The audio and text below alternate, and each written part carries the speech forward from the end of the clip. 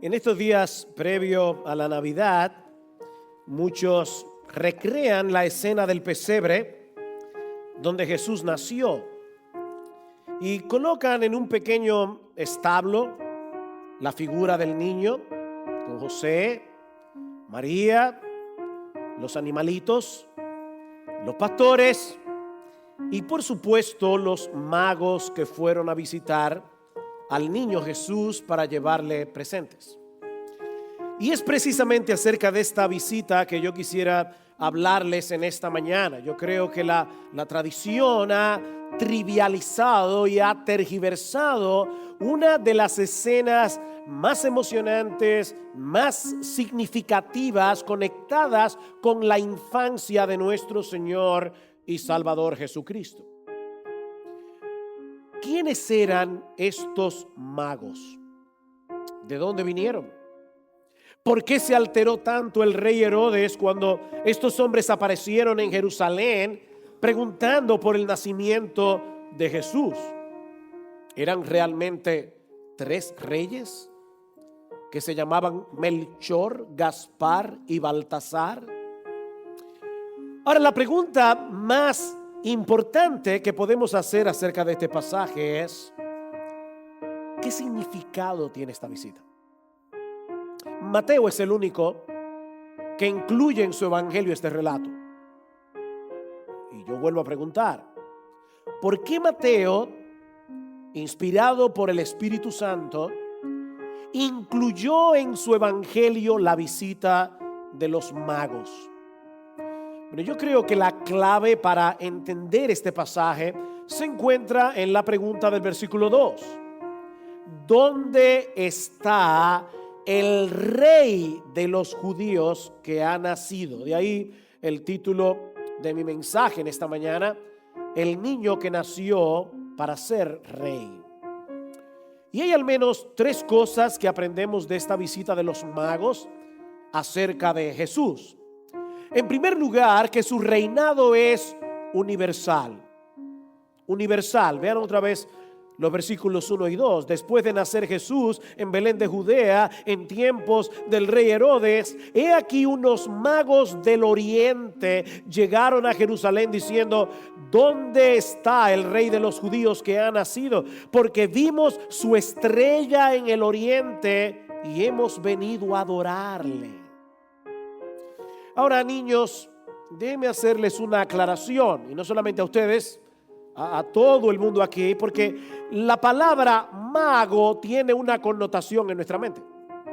Esta palabra parece provenir de una raíz que significa grandeza.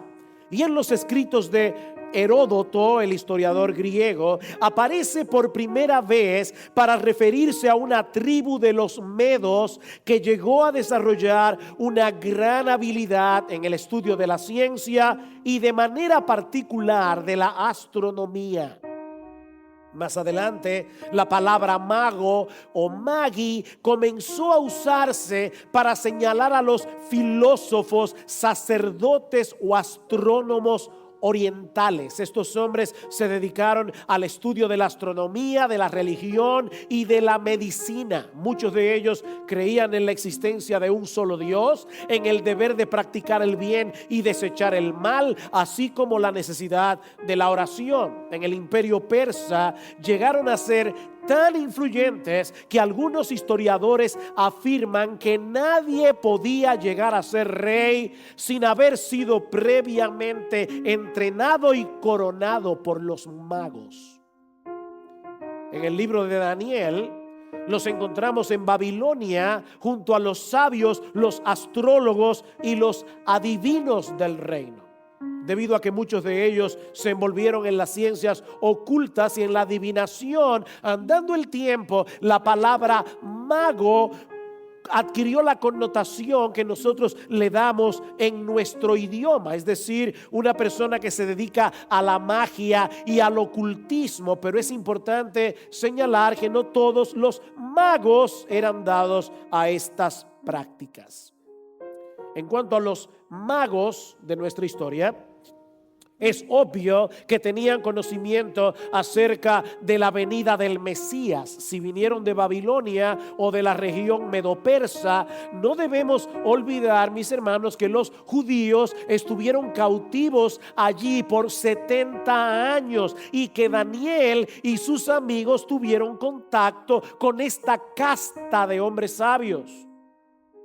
De manera que aunque no sabemos cómo pudieron enterarse con tanta precisión acerca del nacimiento de Cristo, ellos sabían que Jesús iba a nacer y probablemente sabían que iba a ser durante la dominación del Imperio Romano, porque Daniel lo había profetizado 500 años antes. El punto es que de alguna manera Dios les hizo saber que ese Mesías que habían estado esperando por tanto tiempo había nacido, por lo que decidieron hacer un largo y dificultoso viaje, probablemente más de 1,600 kilómetros a lomo de camello, para venir a adorarle. El hecho de que presentaran 3 regalos distintos, oro, incienso y mirra, dio lugar a la tradición de que eran 3. Pero la verdad es que no sabemos cuántos eran. Más adelante se añadió que eran reyes del oriente, que su nombre eran Melchor, Gaspar y Baltasar, que cada uno de ellos representaba a los 3 hijos de Noé, y que uno venía de la India, otro de Egipto y otro de Grecia. Pero mis hermanos, lo cierto es que la Biblia no nos da tantos detalles. Simplemente lo que dice la palabra de Dios es que unos hombres que pertenecían a esta poderosa casta oriental se enteraron del nacimiento de Jesús y vinieron a tributarle adoración. Noten una vez más el versículo 2. ¿Dónde está el rey de los judíos que ha nacido? Para ellos no había dudas de la información que tenían al respecto. Sabemos que este rey ya nació. Lo que queremos saber es dónde está, porque vimos su estrella en el oriente y hemos venido a adorarla. ¿Qué estrella era esta? Bueno, la palabra griega que se usa aquí señala cualquier objeto de gran brillantez. Algunos suponen que se trataba de un cometa, pero yo me inclino a pensar que era una manifestación visible de la gloria de Dios. La misma gloria que guió al pueblo de Israel en el desierto en forma de una columna de fuego, y que Lucas nos dice que apareció precisamente en el momento en que Cristo nació. Recuerdan en Lucas 2, en la misma región habían pastores que estaban en el campo cuidando sus rebaños durante las vigilias de la noche, y un ángel del Señor se les presentó y la gloria del Señor los rodeó de resplandor. Y tuvieron gran temor, mas el ángel les dijo: no temáis, porque he aquí os traigo buenas nuevas de gran gozo, que serán para todo el pueblo, porque os ha nacido hoy. Me encanta eso. No porque ha nacido, sino porque os ha nacido hoy. A todos nos encanta cuando en nuestra familia nace un niño. Bueno, este niño nació para nosotros. Os ha nacido hoy en la ciudad de David un Salvador, que es Cristo el Señor. Y es muy probable que haya sido esa misma luz la que guió a los sabios del oriente. El texto de Mateo no sugiere que la estrella los fue guiando por todo el camino desde su lugar de partida hasta Judea. Simplemente dice que ellos vieron la estrella e iniciaron el viaje. Ahora, mis hermanos, no podemos perder de vista el significado teológico de la visita de los magos. Aunque ellos no eran judíos, fueron a adorar al rey de los judíos. ¿Dónde está el rey de los judíos que ha nacido? De alguna manera ellos tenían el conocimiento de que el reinado de ese niño sería universal. Como yo decía hace un momento, Mateo es el único que incluye esta visita de los magos. Y yo creo que Mateo quería resaltar precisamente que estos gentiles habían viajado de tan lejos para adorar al rey de los judíos. Mis hermanos, ¿cómo comienza el evangelio de Mateo? Algunos se cansan de leer genealogías en la Biblia, pero las genealogías son palabra de Dios. ¿Cómo comienza el evangelio de Mateo? Demostrando que ese Jesús que había nacido en Belén era descendiente de David, era descendiente de Abraham. ¿Y por qué era importante resaltar que Jesús era descendiente de David y era descendiente de Abraham? Porque Dios le había prometido a Abraham que a través de uno de sus descendientes serían benditas todas las familias de la tierra. Y Dios le prometió a David que uno de sus descendientes se sentaría en su trono para siempre. De ahí las palabras de Jesús en la gran comisión después de haber resucitado: toda autoridad me ha sido dada en el cielo y en la tierra. Id y haced discípulos de todas las naciones, hasta de los dominicanos, de todas las naciones. Este niño nació para ser rey, pero no para ser simplemente el rey de Israel. Él nació para ser el rey del mundo entero. Su reinado es universal, y la visita de los magos en el capítulo 2 del evangelio de Mateo no es más que un preámbulo de lo que iba a suceder después de la resurrección de Jesús.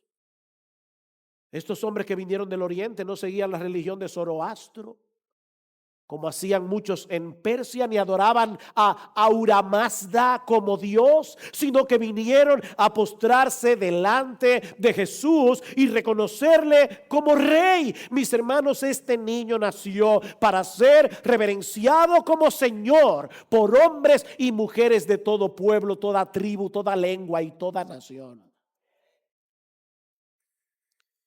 Por encima de toda religión y cultura, Jesús es el camino, Él es la verdad y Él es la vida. No hay otro camino, no hay otra verdad, y fuera de Él no hay vida. Y dice la Escritura que toda rodilla se doblará. Algún día nadie podrá negar esa realidad. Toda rodilla se doblará, toda lengua confesará que Jesucristo es el Señor, para la gloria de Dios el Padre. Sin embargo, este pasaje también nos enseña que no todos reconocerán la autoridad suprema de Jesús. Y eso nos lleva a nuestro segundo encabezado. En primer lugar, su reinado es universal. En segundo lugar, su reinado será resistido por muchos. Versículo 3. Cuando lo oyó el rey Herodes, se turbó, y toda Jerusalén con él.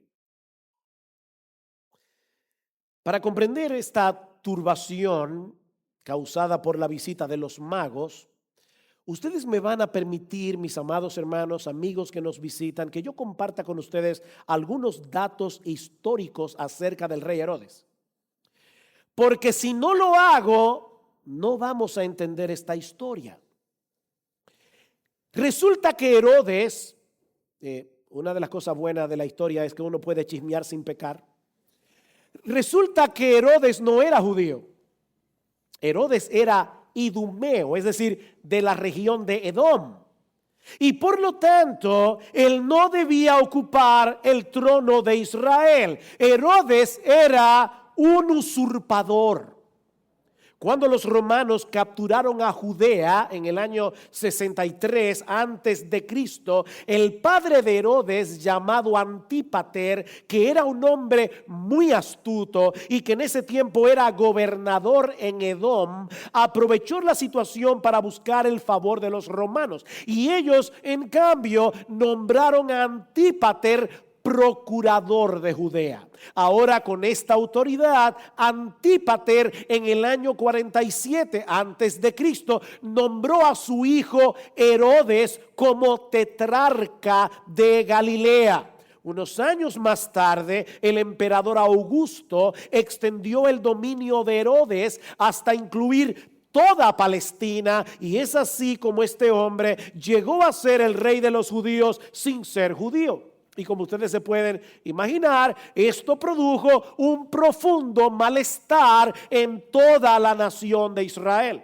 Para suavizar la situación, Herodes se casó con una judía llamada Mariana, que era descendiente de la última familia que había gobernado a Israel antes del dominio del Imperio Romano. Así que esta mujer tenía ascendencia real. Pero Herodes nunca dejó de tenerle terror a todo lo que sonara conspiración. Y con el paso de los años, Herodes se fue haciendo más paranoico y más cruel. Como su esposa descendía de una familia que podía aspirar al trono, Herodes se encargó de matarlos uno a uno. Primero mató al hermano de su esposa, luego a su tío, luego a su abuelo, finalmente mató a la misma Mariana y después se encargó de matar a los 3 hijos que tuvo con ella, porque los 3 llevaban sangre real. Por eso en el tiempo del Señor decían que era mejor ser un cerdo de Herodes y no su hijo.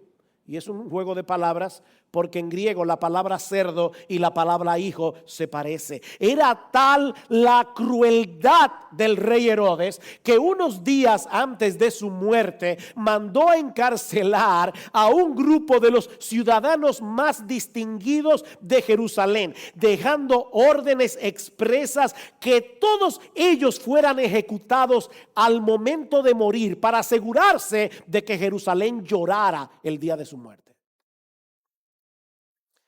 Ahora, con estos datos en la cabeza, imagínense lo que pudo haberle pasado a este hombre por la cabeza cuando escuchó la noticia de que un grupo de la casta de los magos había llegado del oriente preguntando dónde estaba el rey de los judíos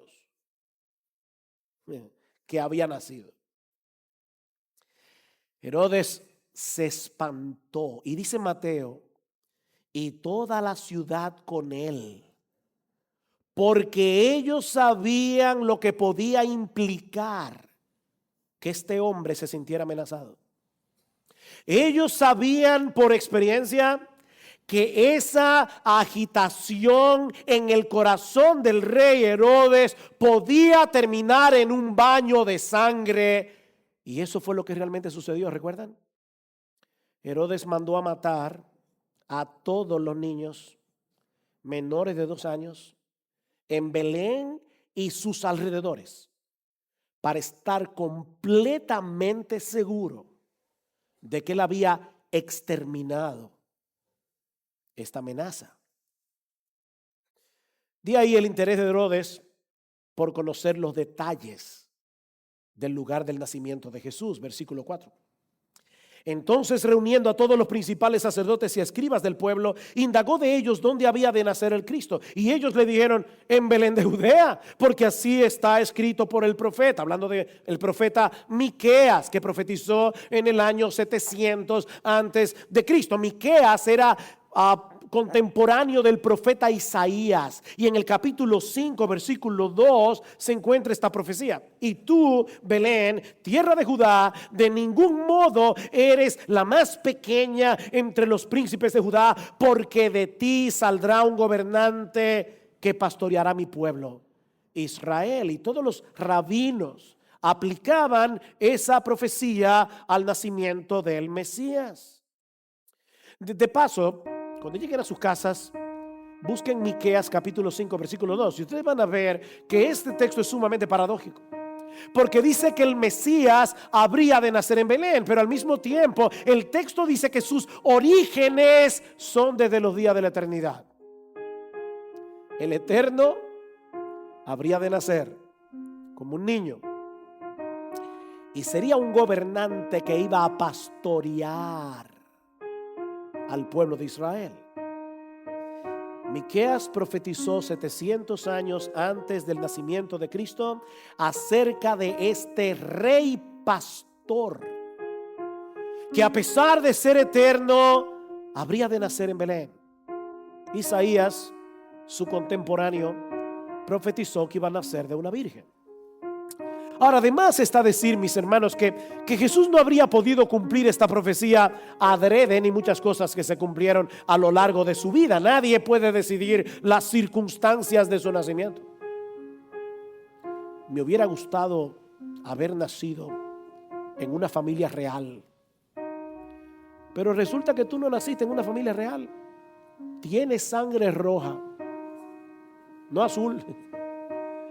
Nadie escoge las circunstancias de su nacimiento, pero saben que el Señor Jesucristo nació en el lugar preciso, nació de la familia precisa y en el tiempo preciso, durante la dominación del Imperio Romano, tal como Isaías, Miqueas y Daniel habían profetizado.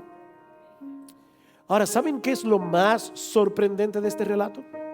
Hasta este punto, la reacción de los sacerdotes y los escribas. Vienen unos magos y preguntan: ¿dónde está el rey de los judíos que ha nacido? Herodes llama a estos teólogos para preguntarles qué dice la Biblia acerca de esto. Y ellos le dicen: Jesús, o el Cristo nacería en Belén. Ellos conocían estas profecías y ¿saben qué hicieron? Nada. No hicieron absolutamente nada para averiguar si en verdad el esperado descendiente de David había nacido en Belén. Los magos se movieron cientos de kilómetros para conocer a Jesús y adorarle. Herodes reaccionó con una furia asesina, pero estos hombres fueron totalmente indiferentes. De hecho,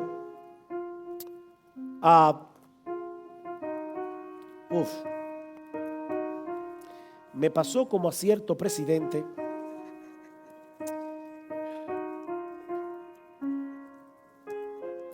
de alguna manera extraña. Se voló una página y no está aquí.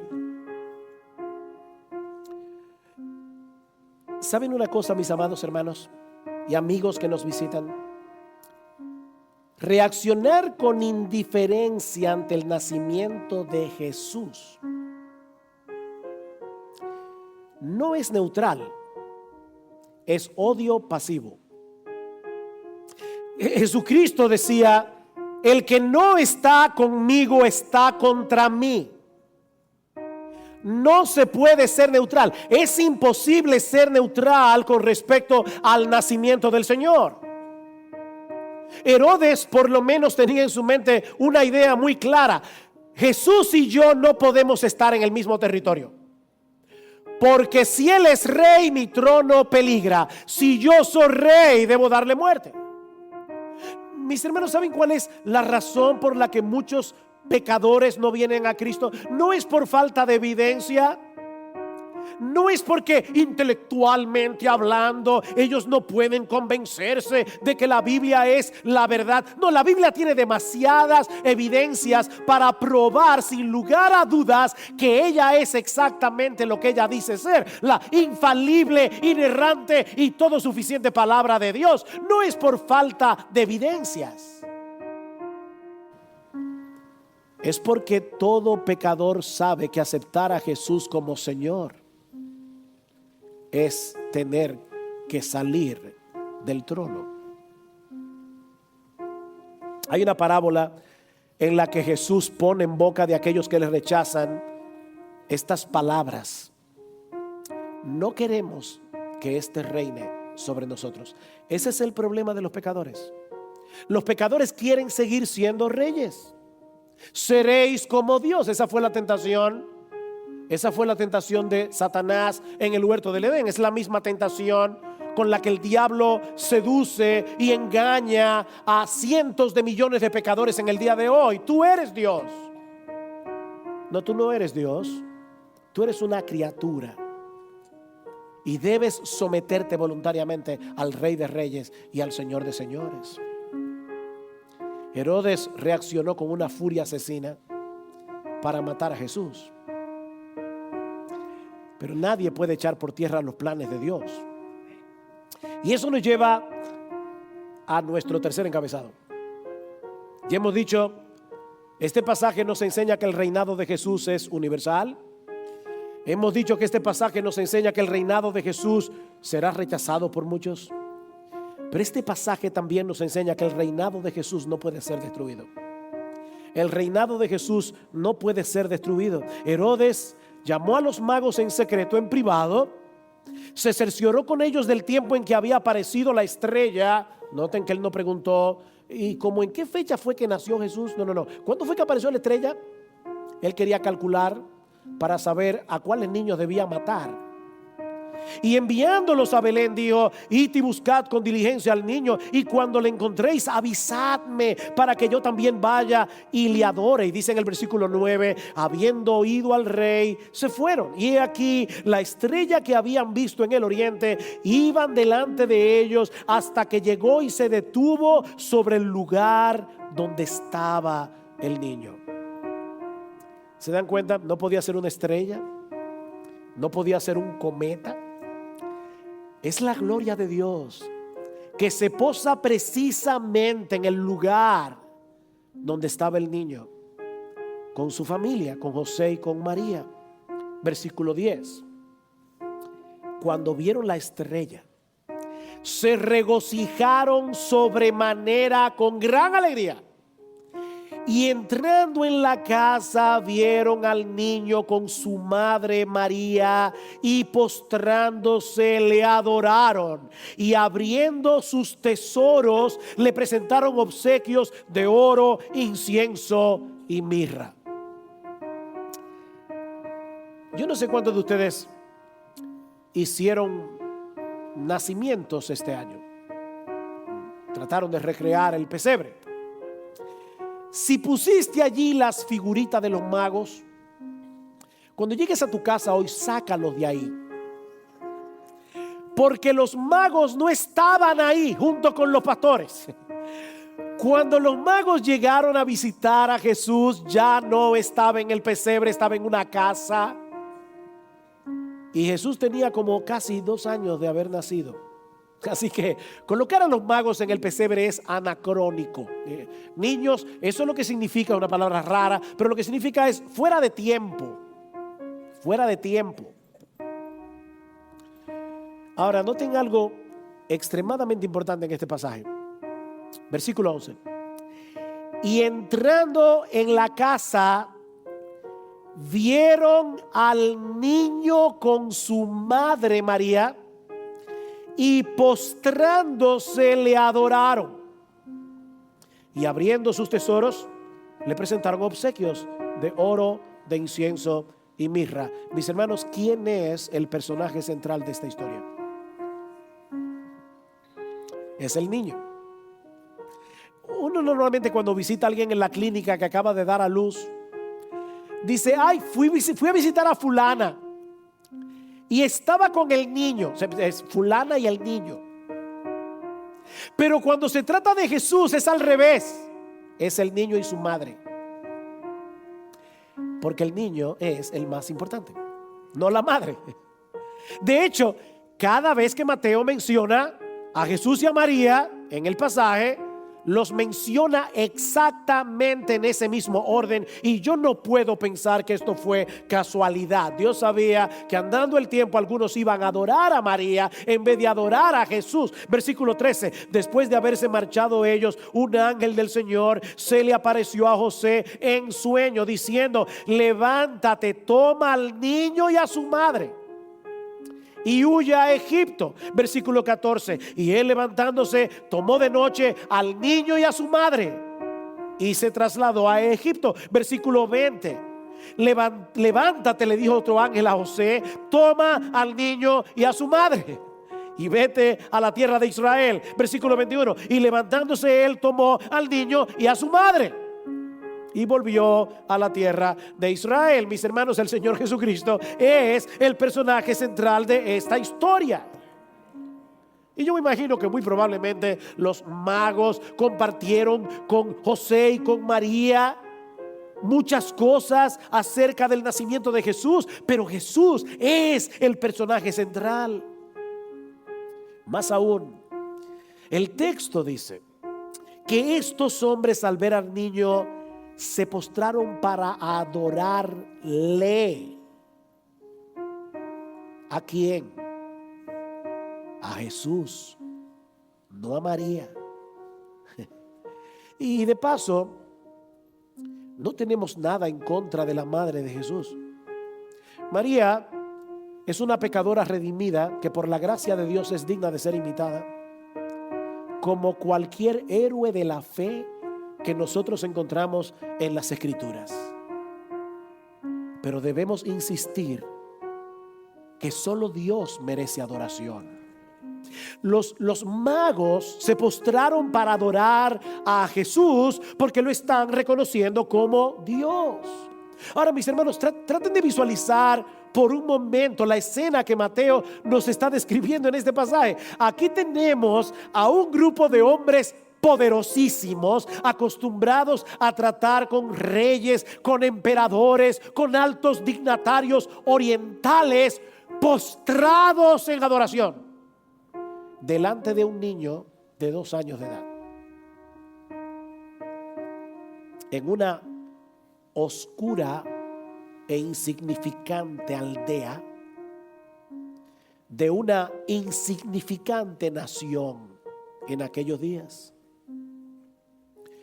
No sabemos qué tanta información tenían ellos acerca del Mesías, pero mis hermanos, es obvio que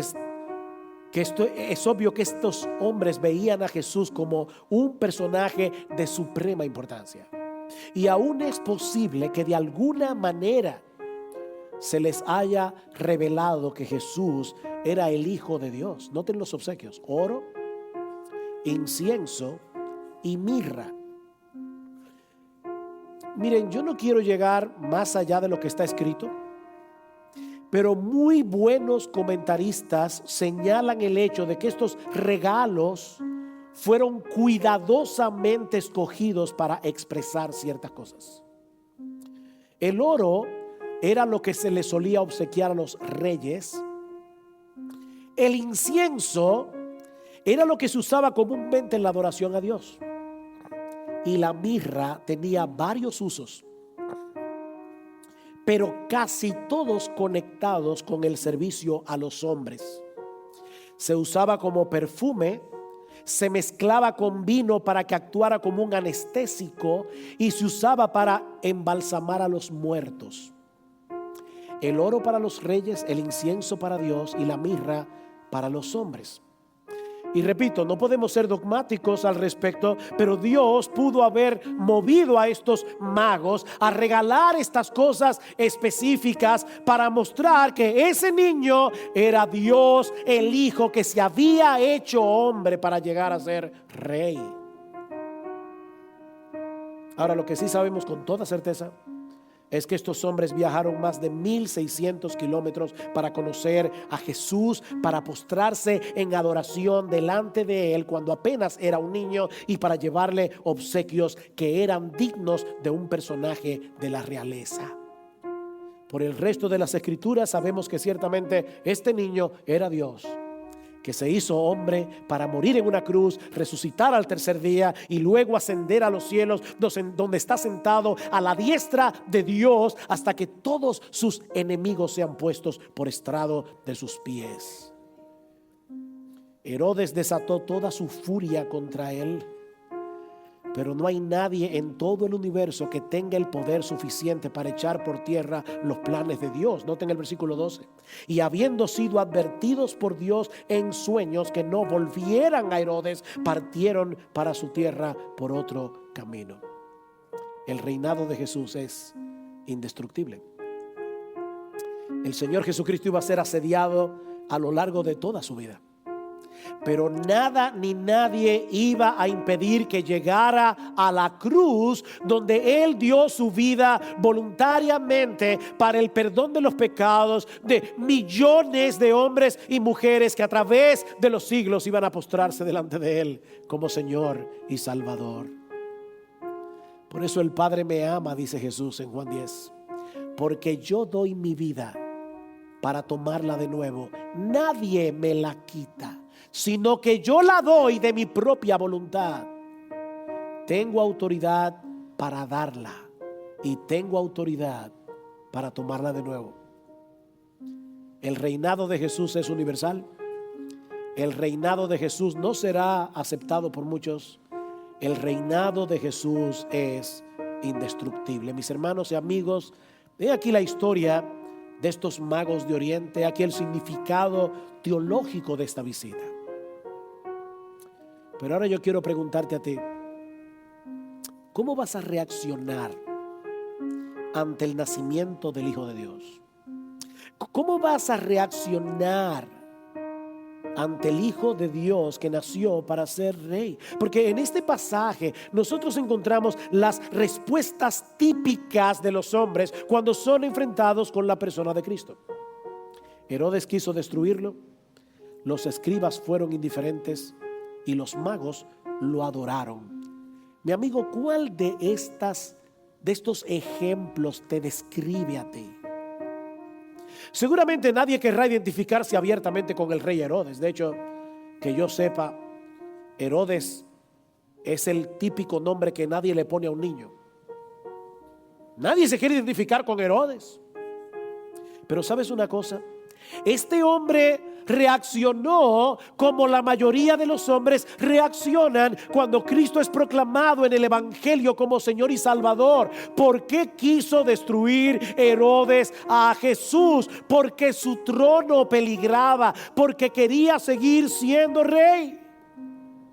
Y yo repito, mis amigos, ese es el mismo problema que tienen los hombres con Jesús. Nadie se molesta con ese Jesús amante que hacía milagros, que sanaba enfermedades, que daba de comer a los pobres con 5 panes y 2 peces. No, el Jesús que molesta a los pecadores es aquel que se presenta como el soberano, que tiene el derecho pleno sobre nuestra vida.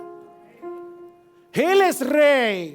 Él es Señor. La razón por la que mucha gente rechaza el Evangelio es porque quieren seguir teniendo el control de sus vidas. Ellos no quieren ni pensar que el yo sea destronado para dar lugar a otro rey, ni siquiera al Hijo de Dios. No queremos que este reine sobre nosotros. Los pecadores quieren seguir reinando igual que Herodes. Y ese deseo es lo que los mantiene alejados de aquel que es la fuente de todo bien. Aquel que vino para que tengamos vida y vida en abundancia. Mi amigo, ¿es ese tu caso? ¿O serás como los escribas y como los sacerdotes de Israel, que escucharon hablar de Cristo y ni siquiera se interesaron? No mostraron ningún interés en verificar la historia. Y yo te pregunto, ¿es ese tu caso? ¿Eres indiferente al hecho de que el Hijo de Dios se haya hecho hombre y haya venido a la tierra a morir en una cruz? Mi amigo, algún día tú te presentarás delante de ese rey y tendrás que darle cuenta por tu indiferencia. Si el Hijo de Dios se encarnó, tiene que haber sido por una razón supremamente importante, y es que no hay otra forma de salvar a los pecadores. Alguien tenía que pagar el precio, alguien tenía que morir por nuestros pecados, alguien que no tuviese deudas pendientes que pagar por sí mismo, alguien que fuese santo y sin mancha. Mi amigo, por eso se encarnó el Hijo de Dios, porque solo Él llenaba esos requisitos. Él era sin pecado. Él murió siendo inocente para que pecadores culpables pudieran ser absueltos. Y hoy ofrece salvación perfecta y gratuita a todo aquel que cree. Ese es el mensaje que el Evangelio anuncia, que la justicia perfecta de Jesús está disponible por medio de la fe para aquellos que no tenemos justicia alguna. Tratar este mensaje con indiferencia no es otra cosa que un aborrecimiento pasivo hacia la persona de Jesús. La neutralidad es imposible cuando se trata de Jesús. El que no está conmigo está contra mí. El que no está conmigo está contra mí. Nadie puede serle indiferente. O estás en el grupo de aquellos que le aman, en el grupo de aquellos que se postran y le reverencian como Dios, como Señor, como Salvador, o estás en el grupo de aquellos que le aborrecen. Oh, quiera el Señor que muchos aquí en esta mañana adquieran la sabiduría de estos magos de Oriente. La poca información que tenían fue suficiente para moverlo miles de kilómetros para postrarse ante el Hijo de Dios y adorarle. ¿Será ese tu caso, mi amigo, en la mañana de hoy? Tú tienes más información que la que ellos tenían. En el día del juicio estos hombres agravarán la condenación de muchos que con más conocimiento que ellos decidieron continuar en rebeldía contra Jesús. Mi amigo, no desprecies el don de amor que el Señor te ofrece hoy a través de la proclamación del Evangelio. Recibe este regalo divino, viniendo a Cristo en arrepentimiento y fe, reconociendo a Jesús como Rey, como Señor y como Salvador.